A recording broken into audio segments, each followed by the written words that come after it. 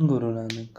ਵਾਹਿਗੁਰੂ ਜੀ ਕਾ ਖਾਲਸਾ ਸ੍ਰੀ ਵਾਹਿਗੁਰੂ ਜੀ ਕੀ ਫਤਿਹ। जन्म साखी श्री गुरु नानक देव जी की भाई बाले वाली साखी ध्रुव मंडल की। जब हम ध्रुव मंडल में पहुँचे तब ध्रुव जी अपने मंडल में सैर कर रहे थे। हमें देखकर अचंभे में आ गए।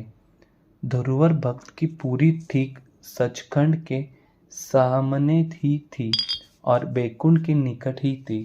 जब ध्रुवर ने गुरु नानक देव जी को देखा तो आकर प्रणाम किया और कहा, हमारे अभाग्य है जो आपके दर्शन को सौभाग्य प्राप्त हुए हैं।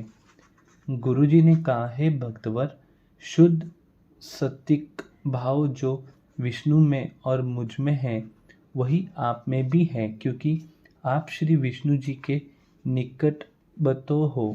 तब ध्रुव ने कहा, हे महाराज, यह स्थान अत्यंत अगम्य है। यहाँ आप आ सकते हो, प्रत्येक पुरुष यहाँ नहीं आ सकता, इसलिए आप ही धन्य हो। यह कहकर नमस्कार किया। गुरुजी ने कहा, हे भक्त जी, सतनाम की कृपा से पवन सवार होकर यह सुगम ही आ गए हैं। परमात्मा की सहायता है। फिर गुरुजी महाराज ने मर्दाना को वहाँ छोड़ दिया और मुझे बाले साथ लेकर अखंड पर्वत पर गए।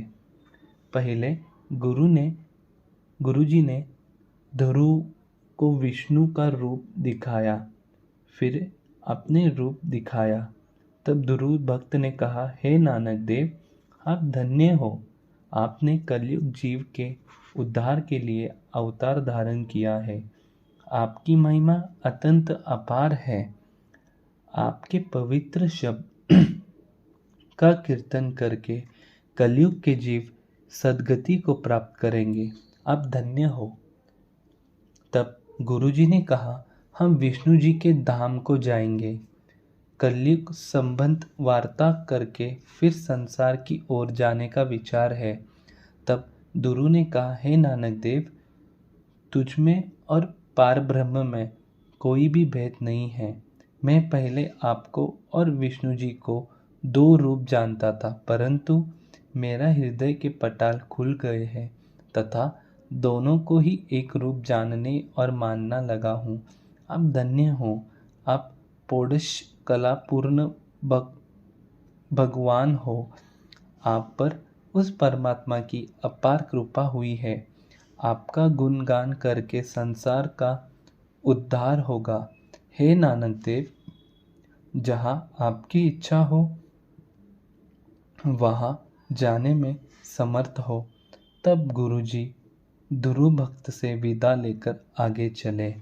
वाहिगुरु जी का खालसा श्री वाहिगुरु जी की फतेह। धन गुरु नानक, धन गुरु नानक, धन गुरु नानक।